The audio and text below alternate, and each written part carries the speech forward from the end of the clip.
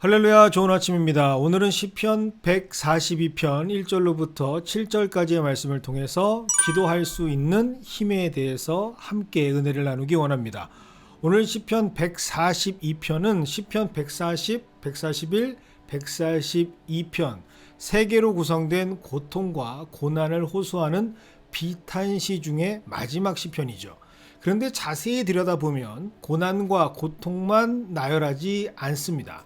그 안에는 기도하고 있는 시편 저자들의 고백을 만날 수가 있습니다. 이것이 바로 오늘 시편에서 발견해야 하는 핵심이죠.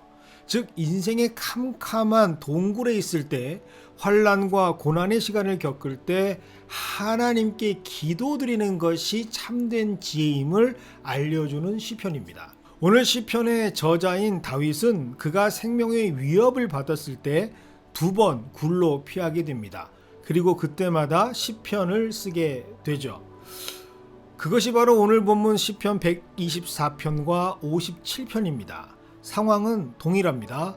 자신의 주군이자 장인인 사울 왕에게로부터 오해를 당하고 모함을 받아서 하루 사이에 나라의 영웅에서 쫓기는 도망자의 신세가 되었을 때 그는 굴로 피신하게 되는 것이죠. 한 번은 사무엘상 24장을 배경으로 하는 엔게디 굴에서 쓴 시편 57편이고요. 그리고 오늘 본문 142편은 사무엘상 22장을 배경으로 하는 아둘람 굴에서 쓴 시편입니다.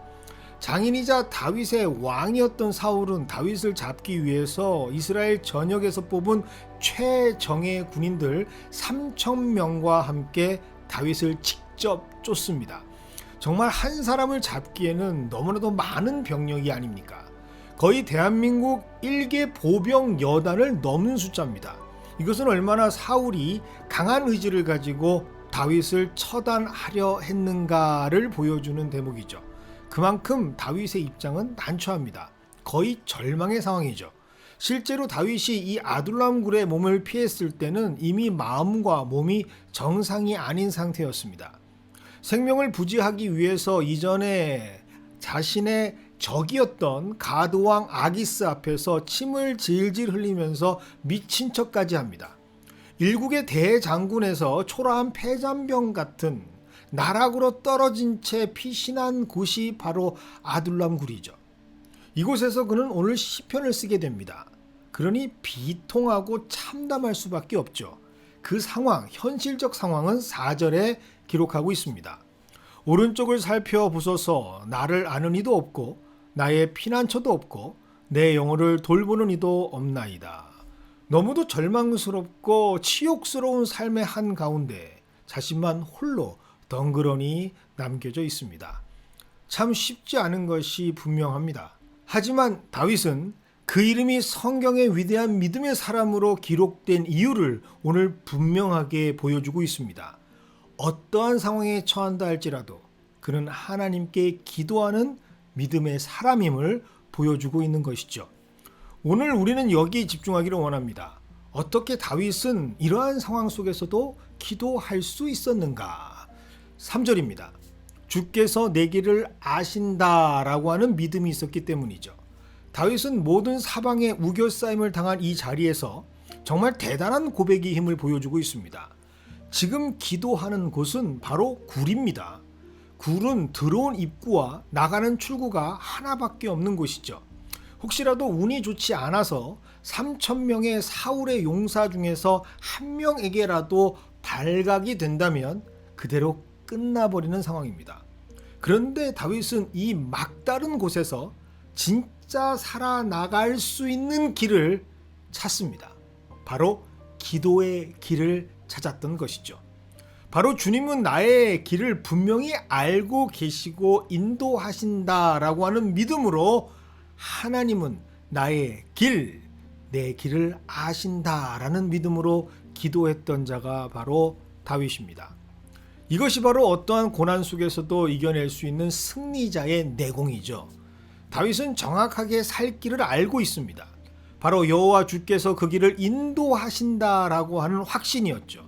이것을 아는 사람은 그래서 어떤 상황에서도 기도할 수 있는 사람이 됩니다. 5절입니다. 주는 나의 피난처시요 분기십니다. 여기서 더 중요한 표현이 하나 발견됩니다. 여호와 하나님은 다름 아닌 살아있는 그들의 피난처와 분기시라고 고백하는 것이죠. 다윗은 하나님이 죽은 자의 피난처가 아니라 살아있는 자들의 피난처, 생명의 하나님임을 확신하고 있었습니다. 그 확신이 그를 기도의 용사로 만들었던 것이죠. 특별히 5절은 살아있는 자의 분깃이 되어주신다라고 기록하고 있습니다. 여기에서 분깃은 할당, 목이라는 의미를 가지고 있습니다. 이 말씀은 특별히 이스라엘 자손들에게 약속의 가나안의 땅을 분배하실 때 하나님께서 사용하셨던 단어, 특별히 레위 자손들에게 사용하셨던 단어입니다. 사실 그 당시 레위인들에게는 아무것도 분배되어지지 않았습니다. 직접적으로 그들의 두 손에 할당받은 것이라고는 없었죠. 단 하나, 그들이 하나님께 받은 것은 약속밖에 없었습니다. 바로 여호와 하나님께서 그들의 분깃과 땅, 그들의 기업이 되어 주시겠다라고 하는 약속이죠. 그때 사용되었던 것이 바로 분깃이라는 단어입니다. 이것은 하나님께서 그들의 약속이 되어 주셔서 반드시 기필코 지켜주신다라고 하는 축복의 선포였습니다. 지금 다윗은 이것을 선포하고 있습니다. 그리고 그 고백이 바로 다윗을 어떠한 고난과 좌절 가운데에서도 기도가 가능하게 했던 힘이었던 것이죠. 마지막 7절입니다. 주께서 나에게 갚아주시리니 의인들이 나를 두루리이다. 다윗이 기도할 수 있었던 이유는 바로 자신을 세우신 이가 다름 아닌 하나님이라는 직접적인 삶의 경험이 있었기 때문이죠. 다윗은 알고 있습니다. 자신이 왜 이런 고난과 고초를 겪고 있는지 말입니다. 아무것도 아닌 자신에게 기름을 부어주신 이도 하나님이시고 골리앗을 쓰러뜨린 이도 자신이 아니라 하나님이심을 알고 있습니다. 모든 그의 인생은 하나님의 손에 달렸음을 인생으로 철저하게 경험했던 다윗은 그래서 갚아주시는 것도 하나님이심을 알고 의지하면서 기도할 수 있었던 것이죠. 그래서 다윗은 지금 이렇게 쫓기는 신세임에도 불구하고 하나님께 기도할 수 있습니다. 왜요? 이것이 바로 하나님의 큰 계획 가운데 일부분임을 알고 있기 때문입니다. 모든 것의 주관자 되어주시는 하나님을 이미 경험했기 때문에 하나님께서 나를 세우셨다면 내가 당하는 이 모든 수치와 고통도 갚아주시는 분은 바로 하나님이시다라고 하는 사실을 분명하게 믿음의 체험으로 경험하고 있는 그였기에 그는 그 경험과 기억으로 기도할 수 있었던 것이죠. 어차피 세우신 이가 하나님이시라면 진행하시는 이도 하나님이시고 결과를 맺게 하시는 이도 하나님이시다라고 하는 믿음의 흔적을 가지고 있었던 다윗은 그래서 기도할 수 있었습니다. 실제로 이 기도를 한 후에 아둘람 굴에는 사울의 군대가 아니라 다윗의 가족들이 찾아오게 됩니다. 심지어 생각하지 못했던 400명의 다윗과 같은 처지의 사람들이 하나님의 의인의 모습으로 다윗과 함께하는 그곳 아둘람 굴로 찾아옵니다. 이제 그곳은 고독하고 철저하게 닫혀버린 곳, 혼자만의 동굴이 아닌 새로운 시작을 허락받는 기도의 확인처가 된 것이죠. 절망 가운데서도 기도할 수 있는 자, 최악의 상황에서도 최고의 하나님을 의지할 수 있는 자, 그가 바로 오늘 시편의 주인공 다윗이었습니다. 그리고 오늘 그 다윗은 우리에게 그의 지혜를 선포하고 있는 것이죠. 다윗은 사무엘 선지자로부터 기름 부음을 받습니다. 학자들에 의하면 그때가 약 그의 나이가 15세쯤 되었다라고 말합니다.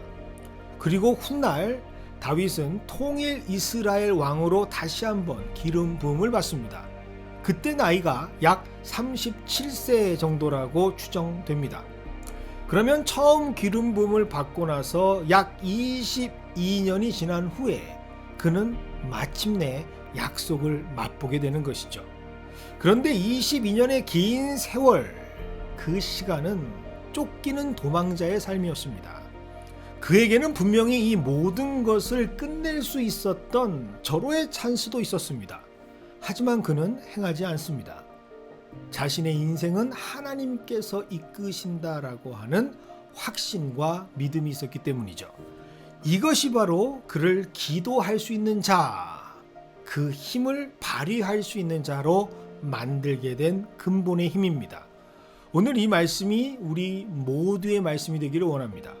기도할 수 있는 힘만 있다면 모든 상황은 하나님께서 직접 해결해 주시기 때문입니다.